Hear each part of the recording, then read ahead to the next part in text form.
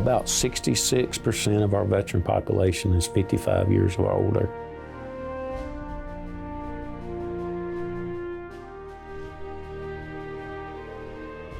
I ended up retiring a lot earlier than I expected to due to medical issues. My doctor, he says, it's not about whether you live or die. You're not going to die. He says, it's who you are at the other side of this.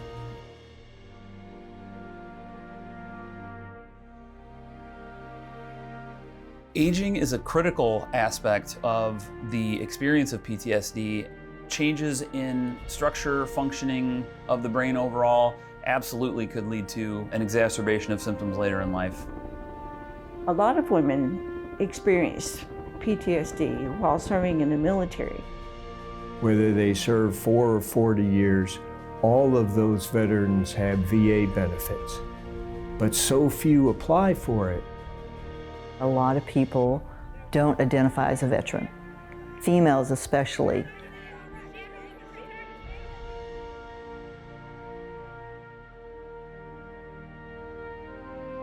When I first got out, I didn't even know I could file a claim, or where to go to, or what to do initially. You getting benefits is not going to take it out of anybody else's pocket. It has nothing to do with it. You earned those benefits, you and your family. Please take advantage of them. The major reason why veterans don't apply, we don't think we're worthy.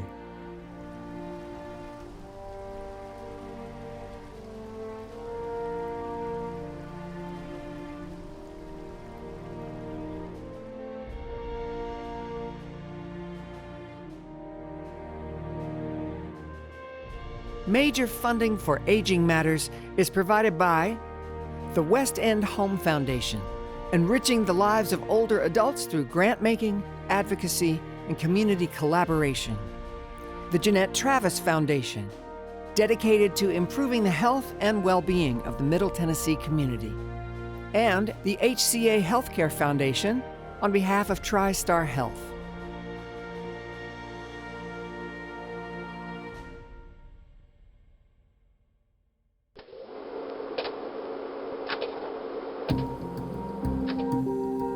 I joined in my junior year of high school. I went to basic training boot camp in the summer of 1979. And then I was in the reserves when 9/11 hit. I remember sitting in my civilian clothes during my civilian job on a conference call when one of the guys on the conference call said, "Hey, a plane just flew into one of the towers in New York." Oh my God!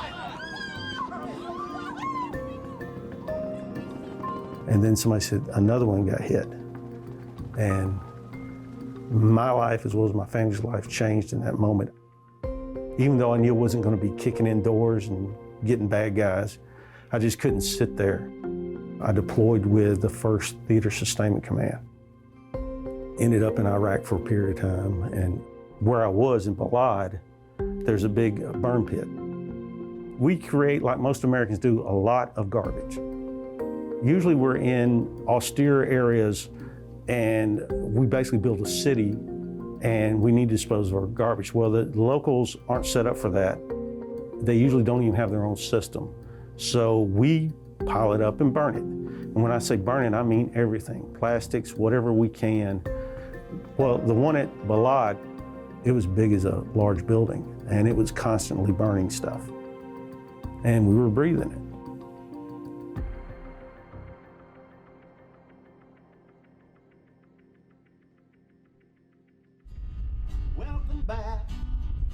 Where you belong. January 1st, 2013 was the first time I was totally a civilian since April of 1979. There's a thing called a Transition Assistance Program. What they do is they go over lots of things. They'll do things like, hey, here's how civilians write a resume. Lots of little things like that, but they put you through a complete physical, probably the most intensive physical you've had. And you're encouraged to ask questions. But if you don't speak up, something that's a little issue now that you don't think about, in 10, 15 years becomes a big one. And I'm the poster child for that. When I went to retire, people said, you need to file a VA claim. And I said, no, I don't, I'm in good health.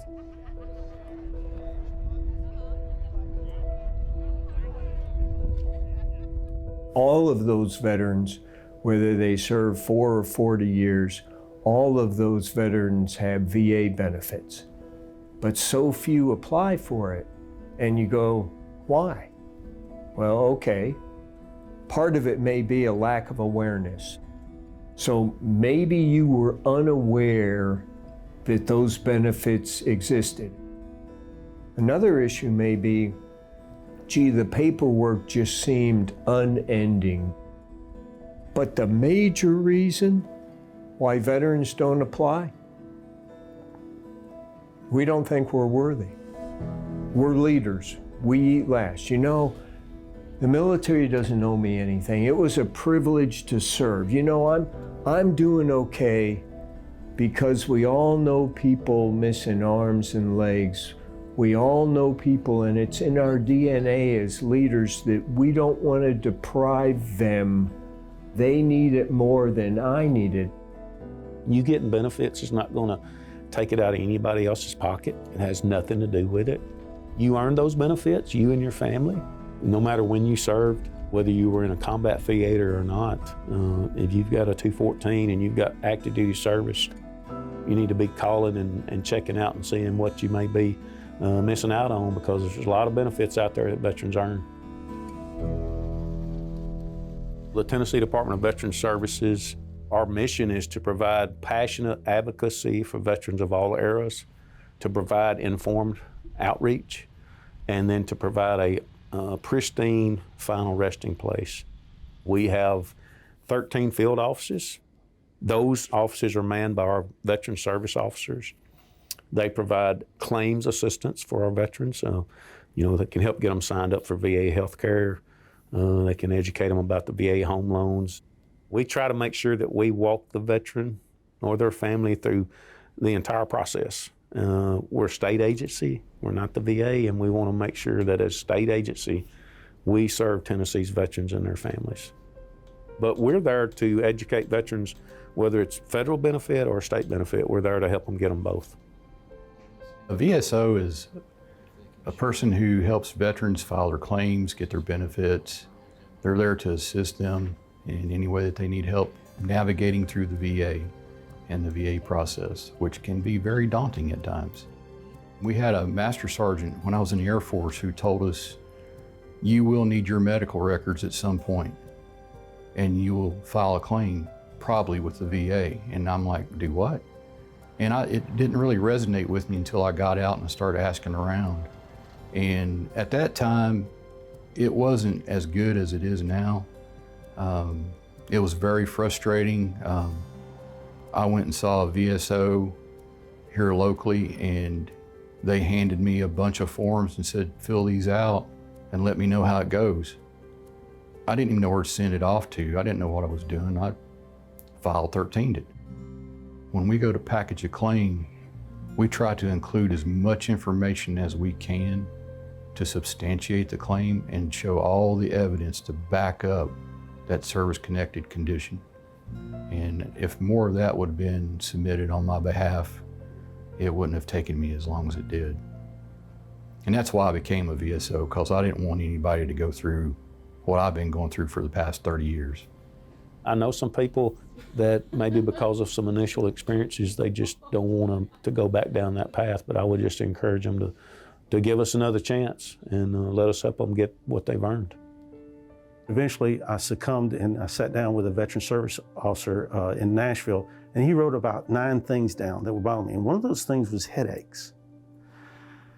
Yeah, everybody has headaches. I have headaches. They're probably just sinus headaches. I get them every once in a while. Well, fast forward 7 years later, and I have my first seizure. That's where they find the meningioma in my head. My doctor, who is a former Marine, he says, you're going to live. He says, it's not about whether you live or die. You're not going to die. He says, it's who you are at the other side of this. Are you going to be disabled? Because you just don't know what you don't know. And as it turns out, I'm pretty much okay. The scar tissue now causes the seizures, which means I'm on Keppra for the rest of my life, which is a drug that controls seizures. but it also has some side effects as far as forgetfulness and things of that nature. So, but if I had not wrote headaches, there would have been no service connection. So they connected my meningioma to the burn pits. Otherwise, it probably wouldn't happen. Outreach. We had 189 outreach events last year. Now I want to tell you, outreach is this. We have an outreach cell. They're focused on getting that message to the 440,000 veterans we have in our state. It requires us as a state agency to say, hey, here's what's going on in the department. Here's what's changing at the VA. That, you know, somebody might have filed a claim 10 years ago. It didn't work then, but now there's a new rule in place. Oh, they need to go back and relook that. If you don't know, it does you no good, right? And so it's our major challenge is to get the word out. And we're trying to do it in every way we can. And there's about 20 communities out there that have either veteran coalitions, veteran councils, they're called different things. Great resources. There's some things that they provide at the local level that we don't provide here in state government. Take advantage of that.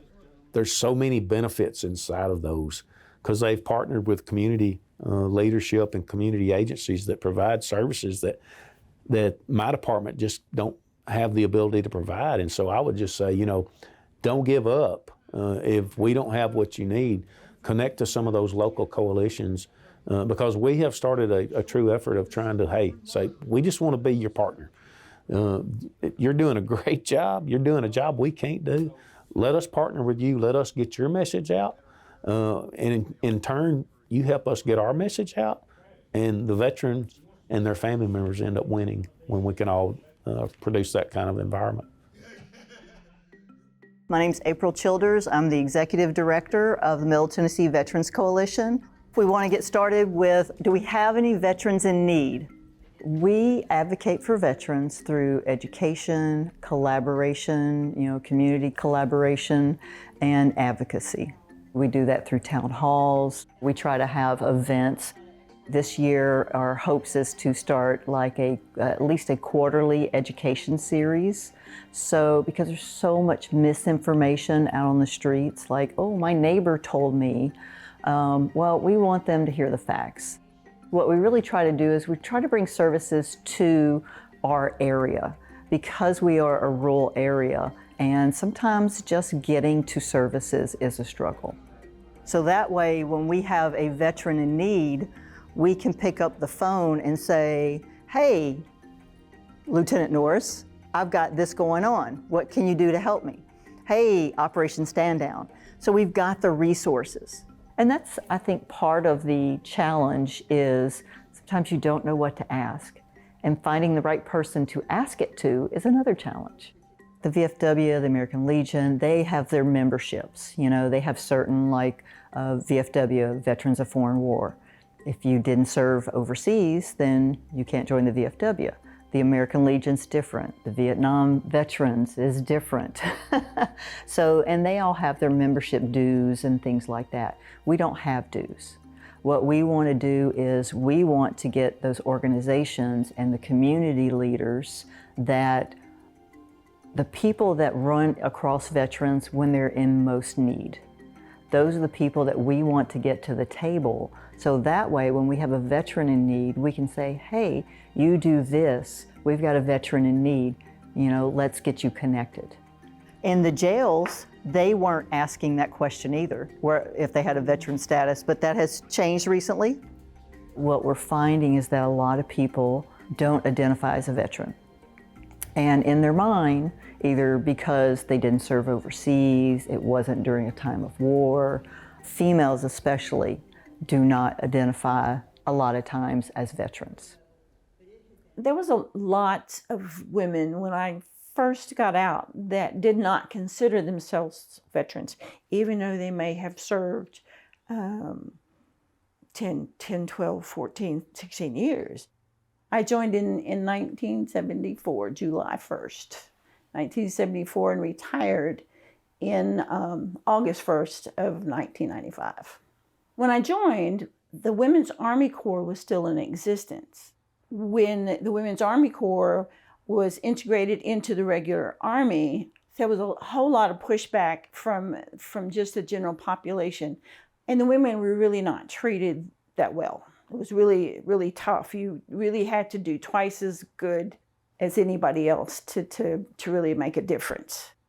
And I remember being on duty, getting my coffee early in the morning, and the supply sergeant says, you know, if you'll be nice to me, I'll take it easy on you today. And my 18-year-old self said some things that were really not repeatable. And I painted curbs all day, painted curbs yellow. And this was at Fort Bliss, Texas, when it was 100 degrees outside.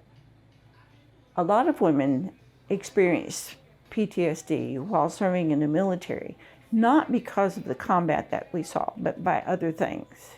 If we look at the natural recovery process, people have an opportunity to feel their feelings. They have support that they need from a spouse or people in their family or their support network. PTSD tends to take over when they don't have an opportunity to look at the feelings and thoughts that they experienced, or if blame takes over, or if they avoid the reminders and things that actually are associated with that. They get stuck in that process from recovering and getting better. I was realizing that I was really angry, and it was coming out. I mean, it was coming out at work. It was coming out at home. It was you know, but nobody ever asked me, and I didn't think they were listening or even wanted to know.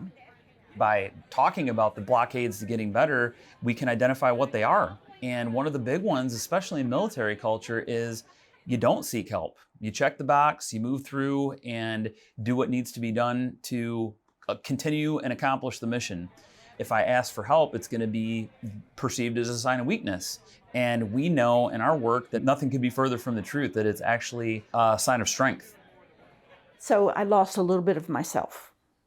And it took a long time to actually get that back. And it really was by connecting with other veterans. When you have that sense of a shared bond, being able to stay connected with people that truly understand where you're coming from is part and parcel to healing. If it were not for that connection,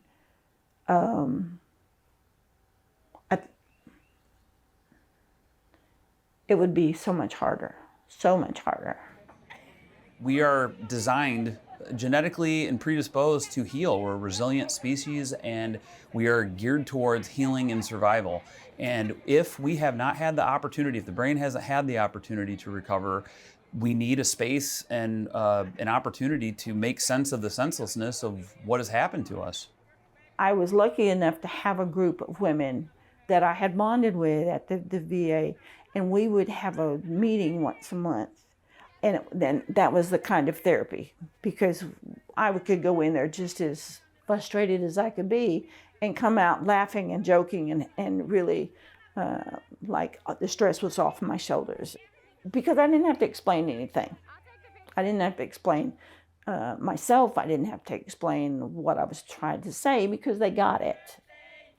It didn't matter what branch of service they were sisters in arms.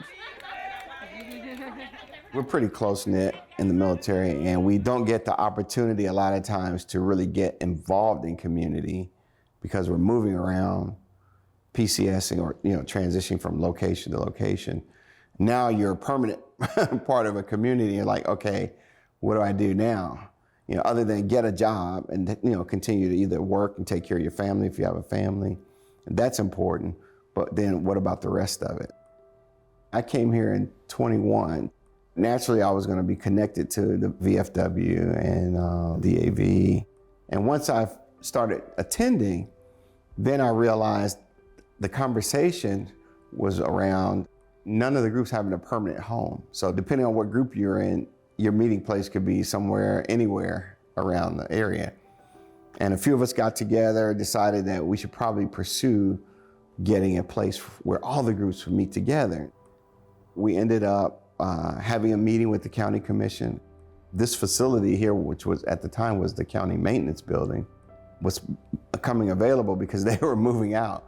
So We came over here and we got a lot of our veteran volunteers, family members, and everybody together to start cleaning this place up because it was trash. But it was a maintenance building, right? We started the process of actually having a facility. We became a functional place where veterans can come and get a sense of community. The county wanted to put the veteran service officer here, their full-time employee that helps veterans. And on this side of the building is the Resource Center. We became the TriStar Veterans Resource Center. Resource Center instead of Community Center speaks more to what we do. Its purpose is to help veterans find the resources that they need and connect them to the resources that they need. And we want to make sure veterans are connected to the VA, that when they need benefits help or guidance, we can send them down the hall to the veteran service officer. And even more importantly, I think, in addition to, we saw a bigger picture. There's community partnerships that you can join, as well as veteran service organizations. And then we have the clinics in the community where a lot of times we have the vet centers. So we partner here at the center with all of those to make sure that veterans can get not only the resources that they need, but feel like they're part of the community again as well, or join the community. There's just so many activities out there, so much that veterans can do and participate in, that we want to be that one stop where they can come and find out, hey, what's going on? What's out there? Here's what I need. And even though we're not a direct service organization, we can at least put them in the right place where they need to be and connect them to the right people. Doc, good to see you, man. We missed you. We missed you last week. Fishing. Too cold. Oh, good guy like you. I'm glad you're here. We're going to tie these leaders, and you can try them the best you can, and then we'll just take it from there, all right? All right. We have a group called Healing Waters that meets here. And Healing Waters teaches veterans free fly fishing. They build the flies here, they teach them from the ground up. And then they go out on the waters around the county or around the state actually, and even out of state, and they fly fish.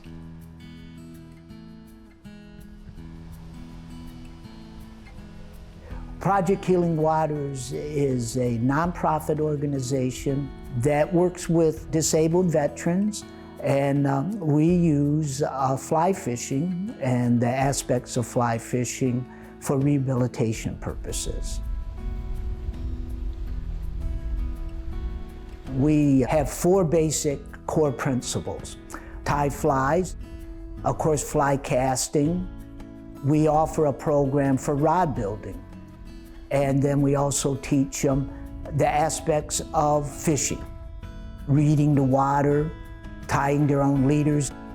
We also cover the hydronics, which is the flow of the water.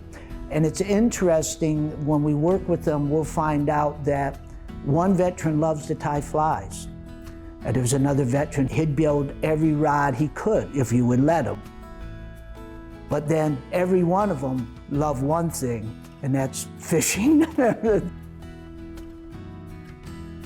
We fish for maybe an hour or 2 hours, and then after a while you'll see the guys start going away from the water. They will sit at a picnic table, they will open up their lunchbox, and then fellowship. And I think that is just as much to them as the actual fishing. It's a way to still keeping that military bond and that brother connection.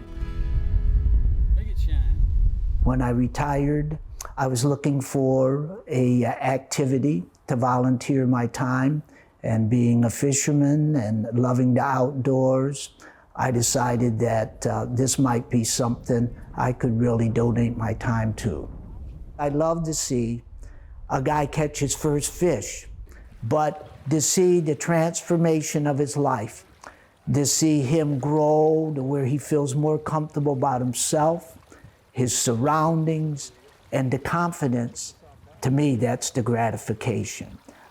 Yeah, the fishing is great, but when you have an opportunity to change someone's life, it's really a blessing.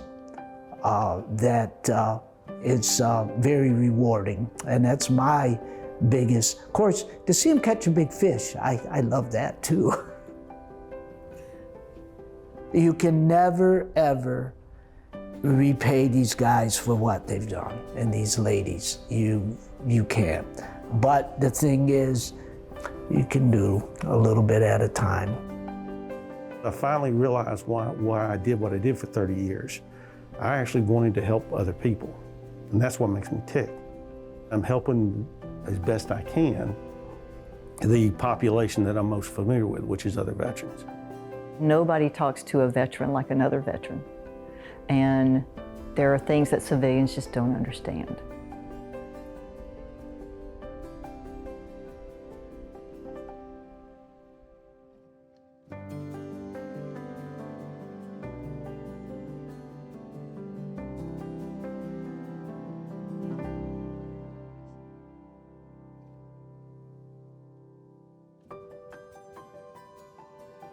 Major funding for aging matters is provided by the West End Home Foundation, enriching the lives of older adults through grant making, advocacy, and community collaboration. The Jeanette Travis Foundation, dedicated to improving the health and well-being of the Middle Tennessee community. And the HCA Healthcare Foundation, on behalf of TriStar Health.